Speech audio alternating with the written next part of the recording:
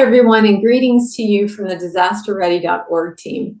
My name is Tina Bolding, and I'm with the Cornerstone On Demand Foundation. I'm really pleased to have with me today Norm Sheehan, who is a risk management consultant and whom has worked in the humanitarian sector for over 30 years. Coming up on August 19 is World Humanitarian Day. This is a wonderful time once a year when we have an opportunity to honor and to remember humanitarians and the work they do and the sacrifices that they make to meet ever-increasing needs of people that have been affected by disasters and crises all over the world. Now, the term humanitarian can mean different things to different people. So as a way of honoring World Humanitarian Day this year, I'll be talking to Norm about his experience as a humanitarian and what World Humanitarian Day means to him. Norm, thank you so very much for joining me today. I'm really looking forward to our conversation. Thank you so much, Tina. I'm looking forward to chatting with you as well. I'll try not to embellish anything, okay, as we go along. It's 30 years, I might forget some stuff. Okay, great. Well, we're going to start off by just share, where did you grow up and what inspired you to want to have a career in the humanitarian sector? I grew up in Southern Ireland in Cork City. And, I was going through life and wondering what I want to do next. And I was working with the emergency services, civil defense, doing training for heavy truck driving in terms of fire engines, ambulances, rescue vehicles. And it was always something in the back of my mind. This is not the end of the story. What's next? What else is out there? This is a great career and I could do it forever and I love it, but there's something else. And I wrote away to a couple of different Irish NGOs, and one of them responded and said, hey, with your background and your logistics capabilities, we'd love to send you to Sudan to start some of our programs there. They weren't implementing anything at the time. They were seconding different people, so nurses and doctors to different agencies. So this would have been the first time that they would have looked at and implemented a program. And so that was in 85, and I ended up in Khartoum.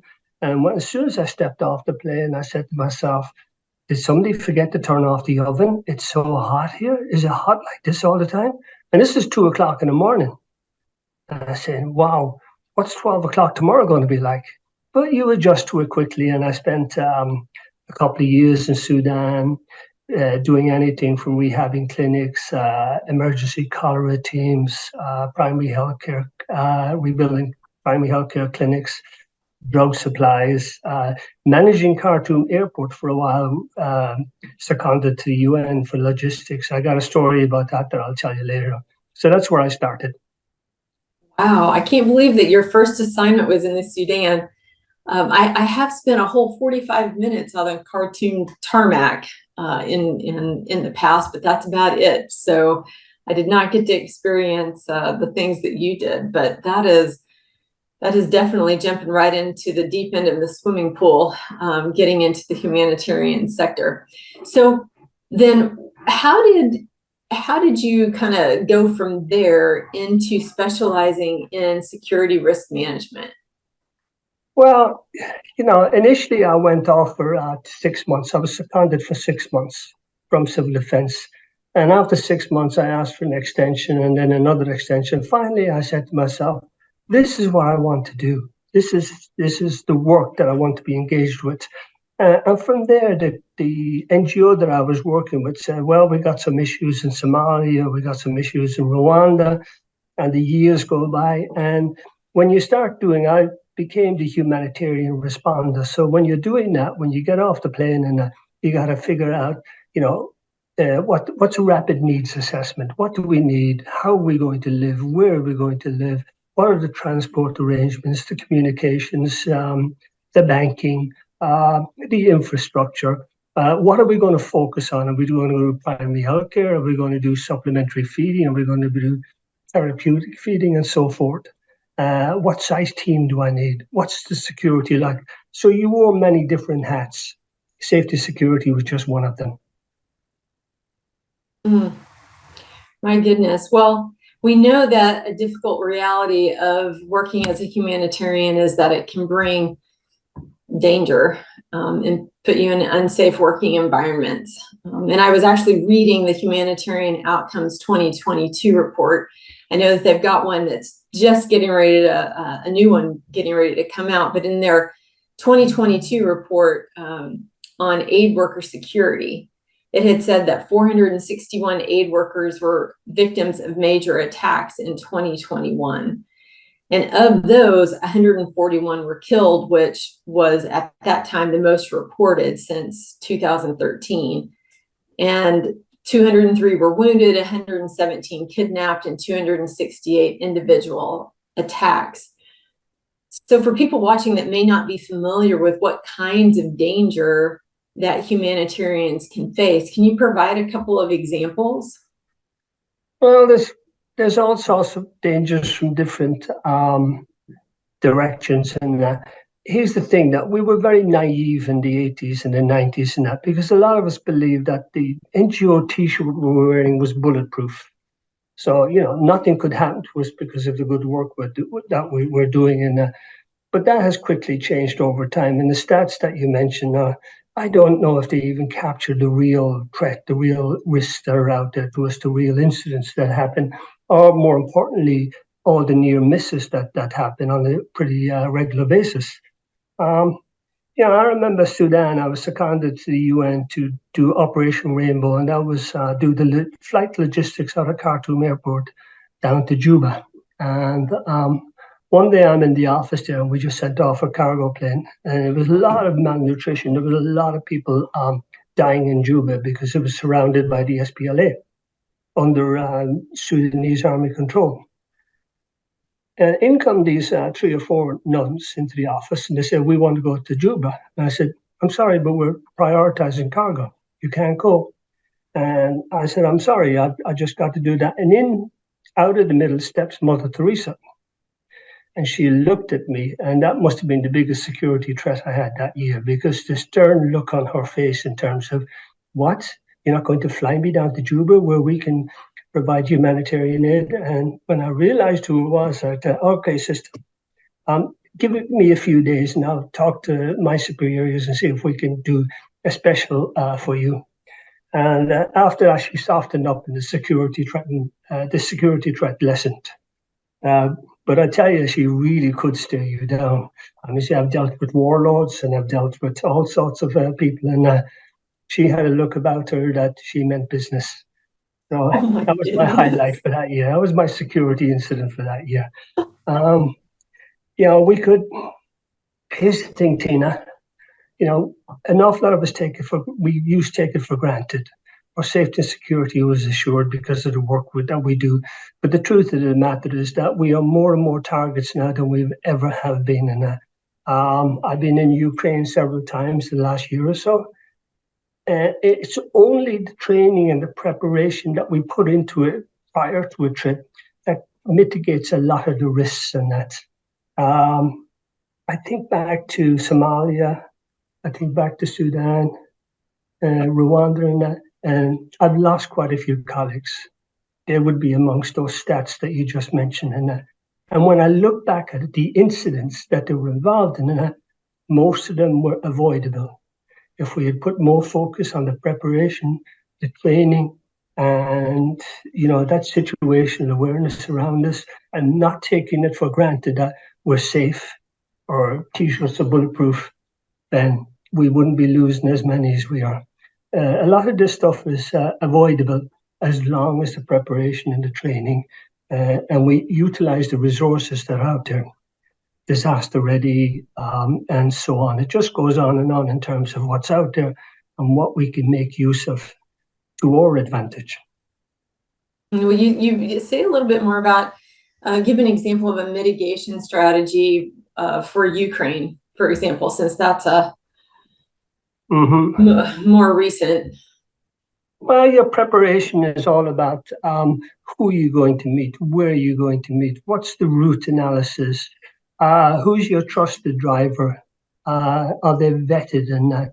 where are you getting your information from? And this is where our colleagues come in an awful lot in the humanitarian world, because we're always sharing information.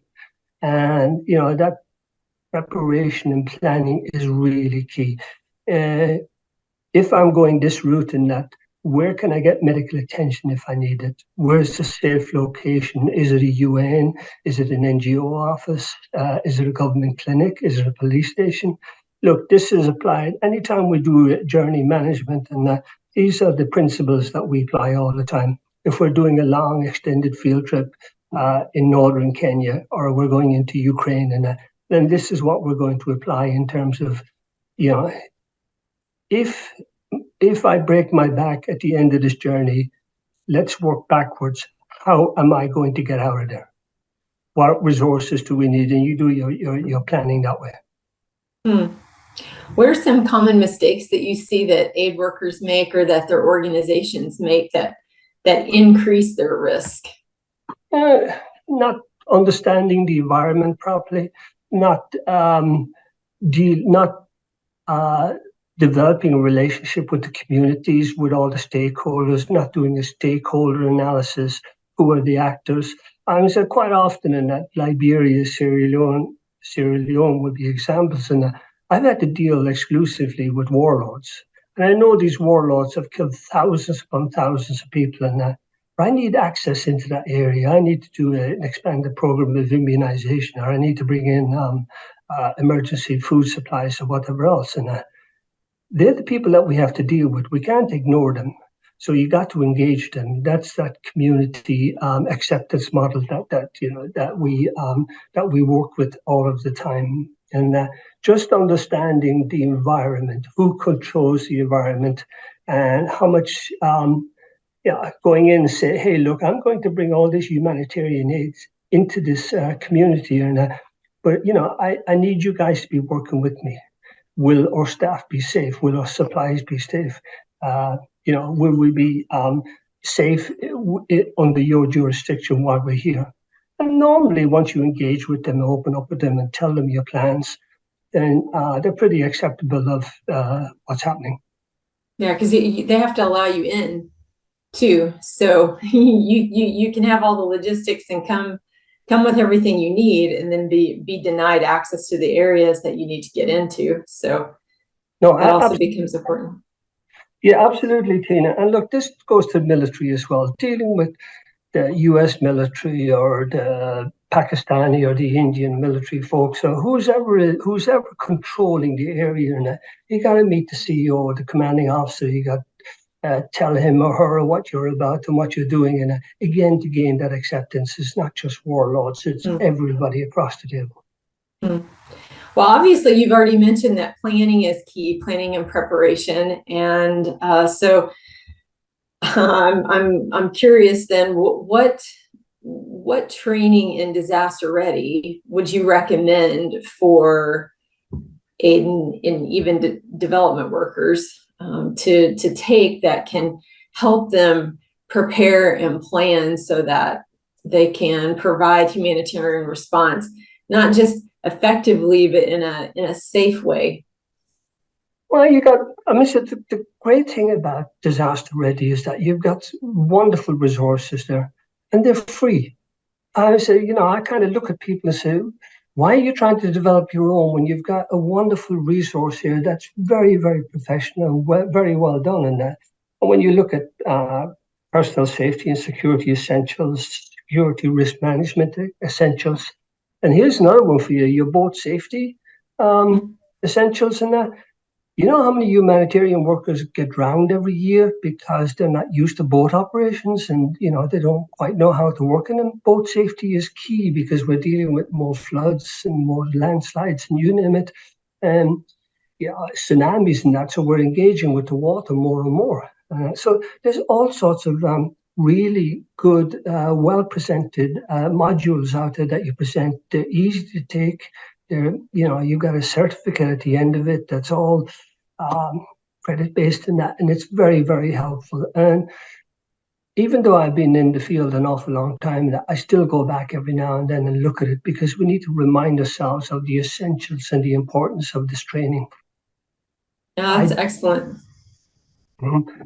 Sorry, Tina. I'm a daytime firefighter here, and just weekdays only. And I can because I work remote. I can just drop everything and go and do a response to a road traffic accident or to a fire or whatever else.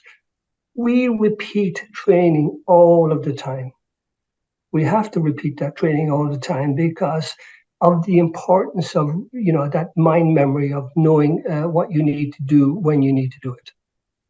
Yeah, because oftentimes you get caught in situations where your adrenaline's flowing and you think, oh, wait a minute, what am I supposed to do? And so the more that you take the training, the more your what you need to do comes back quickly to say, Mhm. this is how you need to handle this situation or that situation. And yeah, and Yeah. it's interesting that you bring up the flood safety course because I've been talking with RNLI, who is the organization that provided that. And they have also been sharing that humanitarian workers are more and more and more at risk due to finding themselves needing to be transported over water. And, what happens if the boat sinks, and what happens if, just different issues that occur. And so I think you'll find some more content is coming on that topic. But for those of you that may be watching this video who are not familiar with DisasterReady.org, let me just say it's the largest free online learning portal that's built to equip humanitarian and development workers anywhere in the world in order to do their job in a safe and effective way. And as Norm said, all of the content is free. So there's no cost. You sign up for a free account, and then you have access to over 1,600 self-paced online learning resources that you can take at any time that you need it, or that you need to retake it. And then DisasterReady.org is provided in French, Arabic, Spanish, and English. So, but yes, training is absolutely key, and we've been very grateful to our Disaster Ready learners. We're celebrating our 10-year anniversary actually this year of Disaster Ready.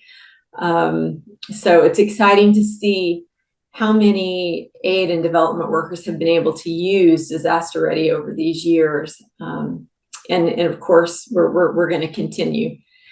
So Norma, I have two other questions for you. One is, what's one piece of advice that you would have for humanitarians that are getting into the sector? It can be real hard to open the door into the humanitarian sector, especially from the safety security side. I would say, network as much as you can through Disaster Ready, through INSA. INSA is a great platform in terms of being able to get into the network. They also do certified professional development course, which is also free, which is very, very helpful in terms of boosting your skill sets. You've got, like I said, Disaster Ready in that, but that network is the most important in that, instead of whoever else, in terms of being able to start with one person and start building your network from there. The NGO security directors and security managers have different forums and different groups around the world, and that once you crack into one, then you'll start opening up the others as well. You also can volunteer with Médecins Sans Frontières. They'll always take on anybody who has no experience, and you can build your experience from there. But certainly I would be looking at any courses that you do, any disaster ready, any first aid, any disaster response training that you can do. Because at the end of the day, you're going to need all those skill sets, because the job can be so varied from day to day that you're going to need as many tools in the box. And the more you have, then the more you can kind of mitigate any issues, and also do your work in a professional way and keep yourself and your staff safe. Yeah. And actually, I will just say that in Disaster Ready, there is a core humanitarian certification. So there's essentials training that that gives you all the, the information that you need to know on the essentials of working as a humanitarian worker, and then you can be tested and achieve certification around that. So that's something that that is very, very beneficial for people looking to get into the sector. But I also wanted to share what INSA stood for, just for those that may not be familiar with that. That's the International NGO Safety and Security Association, and that is a very reputable organization to check into. And then last but not least, as a humanitarian, what does World Humanitarian Day mean to you? It's both a sad day and a happy day. It's a sad day because it reminds me of the friends we lost, and some of them were unavoidable. But it's also a happy day because it brings the spotlight on us, and it reminds us of, I honestly thought that our humanitarian work would be over in 10 years because we'd solve all these problems in the world. There'd be no more famine, there'd be no war. And it just grows and it grows and it grows. And the needs grow. And, Humanitarian Day brings to me the message that need will continue to grow, and we need really good, solid professionals who can go out there and help us deliver on the needs on a global basis. You just remind me of a time where I wasn't prepared and I wasn't focused, and it was in Somalia, and the driver had been chewing cat, they call it, and they get high as a kite on this, and he had the radio blaring. We were going from point A to point B. And I lost my cool with it, which was dumb of me, to be honest with you.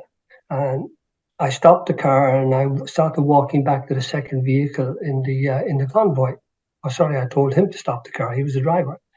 He got out and he took 2 shots at me. How he missed from 15, 20 feet, I have no idea. But that was a hard lesson to learn. I shouldn't have touched the radio.